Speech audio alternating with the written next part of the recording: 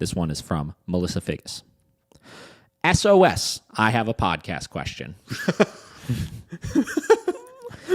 Love it. All right. Our new pup, Moo, has discovered an extremely not cool game of getting a running start and sprinting into Finn's head. I try to let them do their thing when socializing. Let Finn grumble at her, but I'm worried she's going to actually hurt him. He has a generally achy back. Is it reasonable to correct her for the WWE style running start clothesline? I know she's just being a goofy puppy, but have a vested interest in keeping Finn's head affixed to his body. Is the dog's name's Moo? Moo. I like it. M-O-O.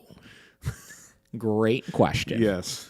All right, so I dealt with something very similar to this when I first got Vinny, where Vera, when we were in a large open field or something, would from like 60 feet away just stop and stare at Vinny and then just full on fucking charge, full speed at him and just body check the shit out of him. Like to the point Vinny was like yelping, like, ah! Like, she was hitting him hard as fuck. Wasn't playing any games there. I mean, he's probably got a concussion. That's probably why he's such a weirdo now. It's from that. Getting tackled by Vera. Yeah. So listen, we talk about this all the time with socialization.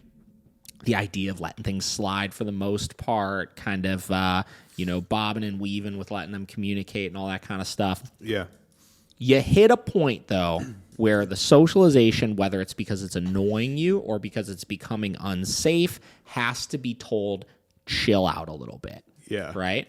With Vera, I corrected her real firmly with the e-collar for doing that. With your dog, I would recommend that you do the same. There are times, and then outside of just situations like that, like I said, if it's just annoying you, it's okay to stop socialization, right? So if in the house, I typically don't allow a lot of roughhousing in the house with my dogs. If they start roughhousing with each other, I'm going to correct them for it because I want them to realize that happens pretty much just outside. Right? I don't really want you guys doing that. I want you guys staying calm in here so that my living room doesn't turn into a jungle gym, right? So that's some of it, right? The other side of the equation is ultimately, even though we want our dogs to develop a relationship with each other and we want our dogs to learn how to communicate effectively with each other and figure out their social hierarchy and all this kind of stuff, our dogs still have to realize that we are the top of that food chain still, right? We are still the alpha.